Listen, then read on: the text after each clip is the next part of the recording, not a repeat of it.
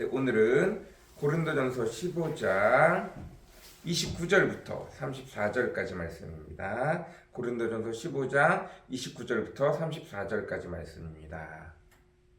제가 한 절씩 읽겠습니다. 만일 부활이 없다면 죽은 사람들을 위해 세례받는 사람들이 무엇을 하겠습니까? 죽은 사람이 살아나지 못한다면 어째서 그들을 위해 세례를 받습니까? 또 무엇 때문에 우리가 끊임없이 위험을 당해야 합니까? 형제 여러분, 우리 주 그리스도 예수님 안에서 내가 여러분을 자랑스럽게 생각하는 것만큼 확실하게 말하지만 나는 날마다 죽습니다. 내가 만일 인간적인 생각으로 예배소에서 살아온 짐승들과 싸웠다면 내게 무슨 유익이 있겠습니까? 만일 죽은 사람이 다시 살아나지 못한다면 내일 죽을 텐데 먹고 마시자 할 것입니다. 여러분은 속지 마십시오. 악한 친구와 사귀면 좋은 버릇마저 그르치게 됩니다. 정신을 똑바로 차리고 죄를 짓지 마십시오. 여러분 가운데 아직도 하나님을 제대로 알지 못하는 사람이 있기에 내가 여러분을 부끄럽게 하려고 이런 말을 합니다. 아멘. 먼저 논란이 되는 말씀이 하나 있습니다. 29절 말씀입니다. 만일 부활이 없다면 죽은 사람들을 위해 세례받는 사람들이 무엇을 하겠습니까? 죽은 사람이 살아나지 못한다면 어째서 그들을 위해 세례를 받습니까? 부활인데 문제는 죽은 사람들을 위해 세례를 받는다. 우리는 죽은 사람을 대신해서 세례를 주는 경우가 없습니다. 그냥 참고적으로 죽은 사람을 위해서 세례받는다 라고 말할 때 어떻게 받냐 하면 죽은 사람을 눕혀놓고 그 밑에 산 사람을 한 명 눕힙니다. 그러니까 산 사람이 누워있고 그 사람 위에 죽은 사람을 눕히죠. 그리고 이제 누워있는 상태에서 세례를 줄 때 당신은 예수 그리스도가 당신의 죄를 위해 죽으셨음을 믿습니까? 라고 하면 죽은 사람 밑에 있는 산 사람이 네 라고 대답을 합니다. 그리고 당신은 예수 그리스도를 당신의 구원자로 믿습니까? 예수 그리스도를 믿으면 천국에 가는 것을 믿습니까? 라고 말을 한다면 죽은 사람 밑에 있는 산 사람이 네 라고 대답을 하고 그 죽은 사람에게 세례를 베풉니다. 네. 이상하죠? 네. 오늘날에는 어느 교회에서도 이것을 행하지 않습니다. 어쩌면 이것이 면죄부, 죽은 사람들, 우리 조상들의 죄를 대신 성자들의 공로를 사서 우리 조상들의 죄를 공로로 이렇게 없애버리고 면죄부를 팔아서 죽어있는 사람들을 천국으로 끌어올리는 이런 로마의 악습이 시작되어지는 말씀이 될 수도 있을 것 같습니다. 문제는 뭐냐면 사도 바울이 그것을 인정했다는 것이 아니라 어떤 의미에서인지 모르지만 그들 풍습 중에 천국에 꼭 보내야 되기 때문에 죽은 자들을 위해서도 세례를 받는 경우가 종종 있더라는 거예요. 지금 여기서 핵심 포커스는 죽은 자들을 위해서 세례를 받는 것이 핵심 포커스가 아니라 심지어 이런 일까지 하는 것은 세상의 모든 사람들이 뭐가 있다? 내세가 있다. 천국과 지옥이 있다라는 것. 그리고 부활이 있다라는 것을 세상 사람들 그리고 그 지역의 그 당시의 사람들이 그것을 다 믿더라 이런 얘기를 하기 위한 것입니다. 그리고 또 한 가지 이때 당시에는 예수 그리스도를 믿는다고 말하기만 하면 사로잡혀가서 죽는 순교의 일들이 곳곳에서 종종 자주자주 일어났습니다. 그리고 세례를 줄 수 있는 사람이 그렇게 많지 않았기 때문에 가정교회에서 사도들이 이제 믿는 사람들을 세워서 곳곳으로 파견하면 그 사람들이 자기 집에 가서 예수 그리스도를 전하다가 그냥 거기서 믿게 되어져서 몇 명이 그냥 예배드리는 형식이 있을 때 사도 바울과 몇몇 사도들 그리고 몇몇 사람들 선교를 하는 사람들이 찾아가서 그곳에서 세례를 주고 그곳에서 교회를 확장시켜 키우는 경우들이 종종 있었기 때문에 세례를 받는 것이 쉽지 않았어요. 그래서 세례를 받기 전에 예수 그리스도를 믿음으로 말미암아 순교를 당한 자들도 혹 종종 있었던 거예요. 그래서 그런 자들에게 혹 세례를 줬을 가능성이 있습니다. 그래서 이런 말이 나오기도 하는데 우리가 죽은 사람에게 이 성경 구절을 통해서 죽은 사람에게 세례를 주는 것이 당연합니다 라고 말하는 것은 말이 안 되고 중요한 내용은 아까도 얘기했듯이 죽은 사람에게 세례를 줄 정도로 죽고 나면 영생과 내생, 그러니까 영생이 있고 천국과 지옥이 있다는 것들을 거의 대부분의 사람들이 인정했다는 뜻이에요. 그래서 다시 말해서 부활이 있다는 것을 인정했다는 뜻이죠. 네. 오늘 말씀에서 가장 중요한 내용은 여러분 속지 마십시오. 정신을 똑바로 차리고 죄를 짓지 마십시오. 왜냐하면 우리에게 마지막 심판이 있고 부활이 있기 때문입니다. 가장 중요한 건 31절 마지막에 확실하게 말하지만 나는 날마다 죽습니다 라는 내용이에요. 내가 날마다 죽고 예수 그리스도께서 내 삶 속에서 매일 새롭게 살아나신다는 뜻이에요.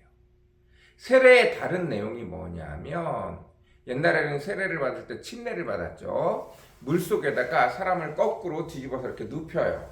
무슨 뜻이냐면 이렇게 물속에 이렇게 거꾸로 들어가면 이렇게 코를 안으로 받고 들어가는 게 아니라 이렇게 누워서 들어가면 바로 코와 귀에 물이 바로 들어가요. 눈 뜨고 있으면 눈에도 물이 들어가고 입을 벌리고 있으면 입에도 물이 들어가겠죠. 정말 순식간에 죽을 것 같은 느낌이 확 들어갑니다. 이렇게 사람을 완전히 눕혀서 물에 완전히 빠뜨려요. 그래서 코로도 물을 먹을 수밖에 없는 상황이 되어져요. 그래서 완전히 물에 빠뜨렸다가 일으킵니다. 사실 발버둥 칠 수밖에 없는데 사람들이 잡아주고 그러니까 발버둥 치지 않고 물에 푹 빠져갖고 물을 먹고 푹 일으킵니다. 이게 뭐냐면 나는 한번 죽고 다시 살아납니다라는 뜻이에요. 이게 과거에 내가 죽고 예수 그리스도로 말미암아 다시 살아납니다 라는 뜻이에요. 자, 그래서 사도 바울이 뭐라고 얘기하냐면 나는 날마다 죽습니다. 내 옛 습관, 나를 책임지고 있는, 나를 지금까지 끌어오고 있는, 나를 지금까지 이끌고 있던 과거의 습관, 과거의 생각, 과거의 모든 것들, 이 세상의 모든 것들, 육체적인 모든 것들을 생각날 때마다 매일 끊어버리고 나는 성령을 통해서 매일 살아납니다. 성령의 인도를 따라 매일 살아갑니다. 라는 뜻이에요. 다시 말씀드려요. 여러분, 교회 다닌 지가 오래되셨어요?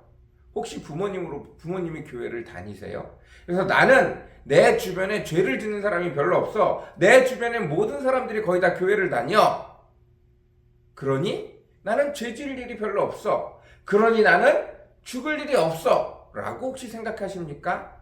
아니면 나는 옛날부터 우리 집에 아무도 교회를 다니지 않았어. 맨날 우상에게 절하고 맨날 내 주변에 나쁜 사람들이 많이 있었기 때문에 내 생활 자체가 불우했기 때문에 나는 매일매일 두려워. 매일매일 생활하는 습관들이 죄가 너무나 많이 있기 때문에 나는 매일매일 힘들어. 내가 정말 구원받을지 잘 모르겠어. 그래서 나는 매일 기도해. 하나님, 나로 하여금 이 악한 삶의 고리에서 끊어내 주시고 성령님과 함께 기쁘게 찬양하며 살기를 원합니다. 라고 기도하십니까? 어쩌면 이게 좀 더 쉽게 나는 날마다 죽습니다가 될 수 있어요.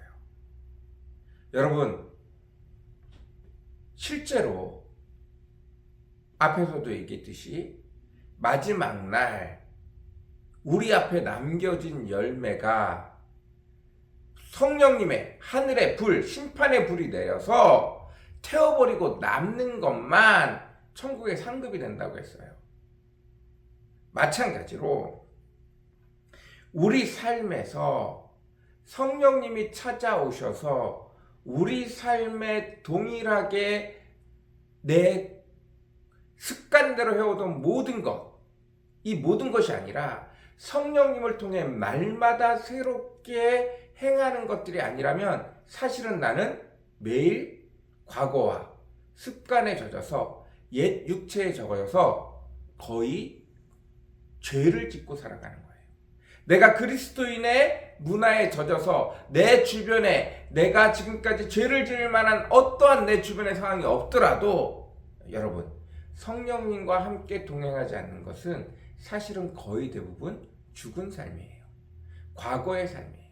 거기로부터 내가 죽고 매일 성령님이 나를 인도하게 하지 아니하시면, 성령님의 임재가 느껴지지 않는 삶을 살면 사실은 그것은 매일 죽고 예수 그리스도로 새롭게 살아가는 삶이 아닙니다.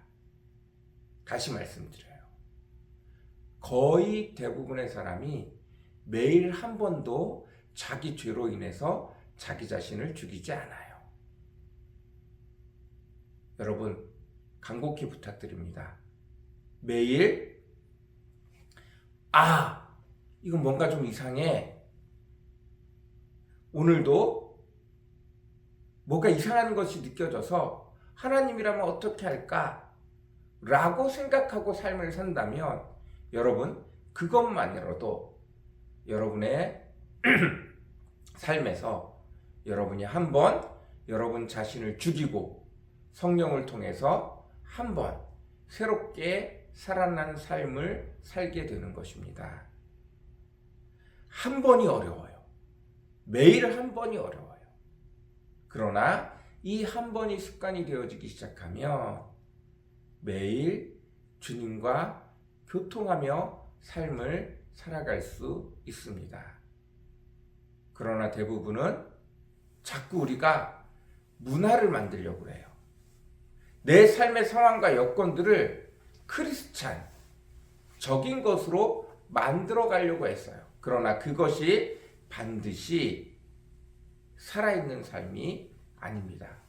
그게 예수님 앞에 나가기 더 편하고 쉬울 줄 몰라도 그것이 살아있는 삶을 만들지 못해요.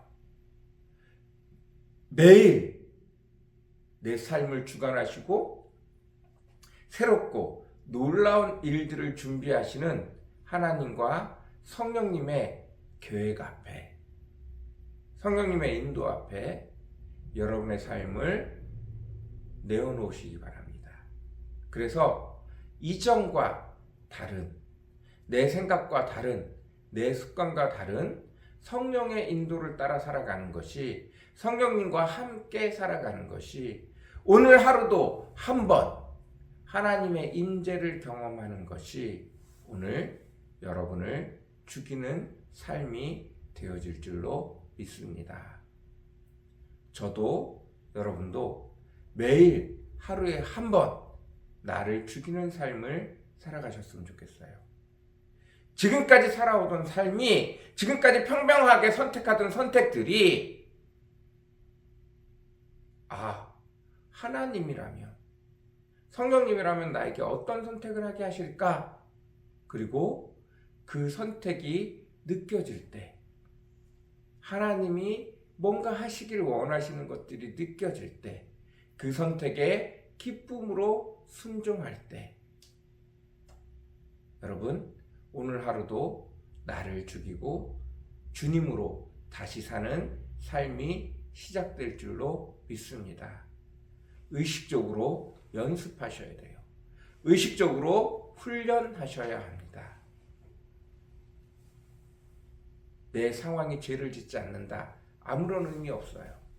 이게 중요한 게 아니라 성령과 함께 하느냐, 내 삶의 성령의 인도를 따라 살아가느냐, 그것들에 대한 고민이 있는가 없는가, 이것에 대한 질문이 있는가 없는가, 하나님을 향해 하나님 이거 어떻게 할까요? 라고 물어보는 질문이 있는가 없는가가 살아있고 살아있지 않고 이 삶을 가늠합니다. 여러분, 오늘도 성령의 임재를 기도하며 나를 십자가에 못 박는 저와 여러분이 되셨으면 좋겠습니다. 내가 어떤 환경에 있고 내가 좋은, 예수를 믿기 좋은 모태신앙 목회자의 가정에 있고 아니에요. 우리 엄마 아빠가 너무 불우해. 우리 엄마 아빠가 없어. 내가 삶을 살기 위해 너무나 비참한 삶에 살고 있어. 내 환경이 너무 안 좋아. 그렇지 않습니다. 오늘도 성령님이 내 안에 내 삶을 인도하는가 인도하지 않는가가 중요한 것이지, 그 어떤 환경, 죄를 짓기 쉬운 환경, 죄를 짓기 어려운 환경, 선을 하기 쉬운 환경, 선을 하기 어려운 환경, 아무런 문제 되지 않습니다. 오히려 성령님이 함께하는가 하지 않는가가 훨씬 더 중요합니다. 오늘도 내 삶을 하나님 앞에 물어본다면, 성령님 오늘 어떻게 하기를 원하세요? 성령님 오늘 내 삶을 어떻게 살기를 원하세요? 가 바로 나를 날마다 죽이느냐, 날마다 주님 앞에 살아가느냐, 부활의 삶을 살아가느냐의 모습입니다. 오늘도 저와 여러분 십자가에 자신을 못 박는 삶을 훈련하기를 원합니다. 오늘도 그 은혜가 저와 여러분에게 가득하기를 간절히 사모합니다. 같이 기도하겠습니다. 사랑과 은혜가 풍성하시고 거룩하신 아버지 하나님 감사합니다. 오늘도 주님 아버지 하나님 앞에 간절히 간구합니다. 기도합니다. 사도 바울이 나는 날마다 죽습니다 라고 말했습니다. 우리도 날마다 내 자신, 내 삶에서,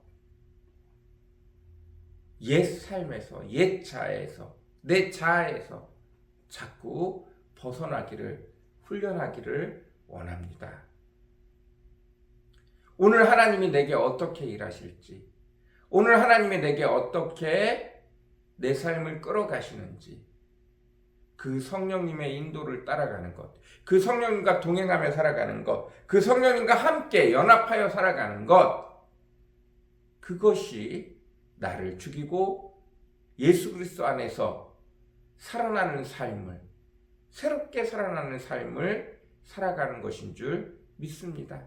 오늘도 의식적으로 하루에 한 번만이라도, 일주일에 한 번만이라도 그것을 훈련하며 살아가는 저와 우리 성도들 되어지게 주님 오늘도 축복하여 주옵소서. 주님 오늘도 은혜 베풀어 주시옵소서. 감사합니다. 예수님의 이름으로 간절히 기도드렸습니다. 아멘.